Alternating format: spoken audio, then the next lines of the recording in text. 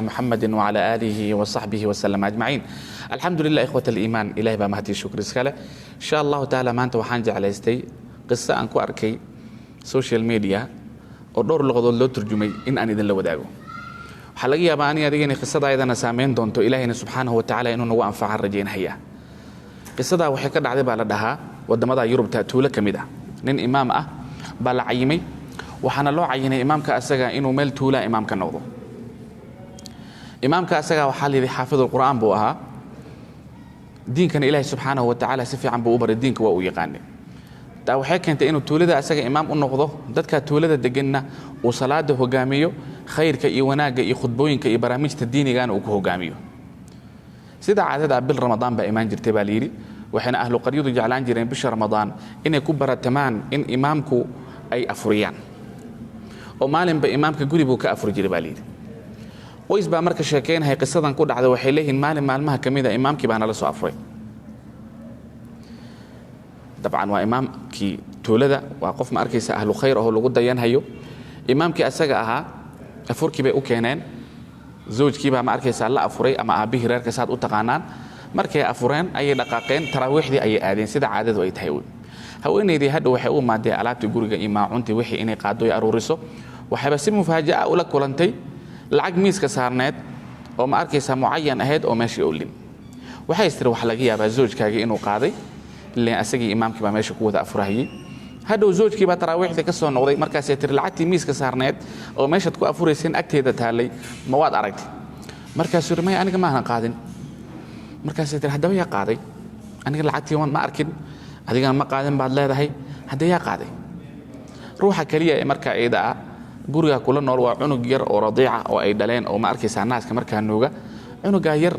iyo aniga iyo adiga imaamka ma oyaane maanta gurigan qof kale ma soo galin baa lisiri markiiba waxa ma arkaysa maluhu ku degdegeen in ruuxa lacagta qaada uu yahay imaamkii zoojkii waxa laga yaabaa miskiin xaalad adag inay haysaa laga yaabaa imaamkaas oo lacagaha u baahday inuu asaga qaata laga yaabaa ولكن زوجك مالك وحي كدن بي أما أبيه ريركو ملحهم باقلي إمام دن ومساجدك إمام وأمد إلهي سبحانه وتعالى دينك إخيرك كوهو قامين هيا إن لما ارتقاضه أفر له ويرو العقي ماشي يالن وإسكا قاتو أسيقو وح إذن ما حكا خلدن إمام كان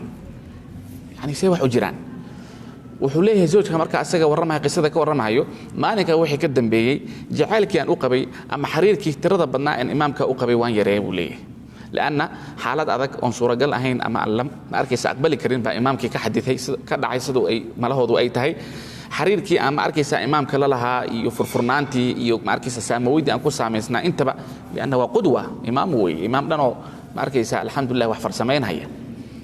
وحاد على مركا إذا سنة كيلوات إنك السورية تسون كيلوات للسوقاري هوين إذا قف صالح هذا بيوهد زوج كبير هذا شو حيتري تولدوا نوع وجد هذاك أهل قرية إمام كبير أفرنا هيان ولقوا برتم هيا أنا كان ديوجا أفريا بان كميد هانجرني صوم فينا سنة كي هو واحد دعي إمام كقاب درذي أوسوبي إن أنا سكيل مامنو سنة كنا أن أويرنا صوم فينا وأتكون نقدين واحدين وإيه لا بأس سكيل مامنو بل إمام كي أن أويرنا إمام كبير مالين كلا أويرن سيد عدد هيد أو صون كي أما سنة كي لبعض أو صون كي سيا markii la afuray kadib baa zoojkii wuxuu yiri bal imaamka iskaga sheeg wixii wuxuu yiri imaamu bal waran sanadkan Soomaalida arkaynin xariirkii aan kula lahaa iyo saamowidii aan kugu saameysnaa iyo kugu dhawaashii aan kugu dhawaa inay wax iska bedeleen oo hatta sidii hore aan kugu salaameeynin Soomaalida arkin imaamku wuxuu waan dareemay inay wax iska bedeleen walaakin waxaan islaha kulli wax un baa jiray oo ku sheegi doona mashquulkayga ma arkaysa iga tambadiyay buu yiri markaas uu imaamu sanadkii hore markaan nala afurtay sidaan oo kale lacag miiskan saarneed oo afurka meeshii taalay qayb ka ahayd oo taalay meesha ma adiga qaaday markaas uu yahay imaamka aniga qaaday buu yiri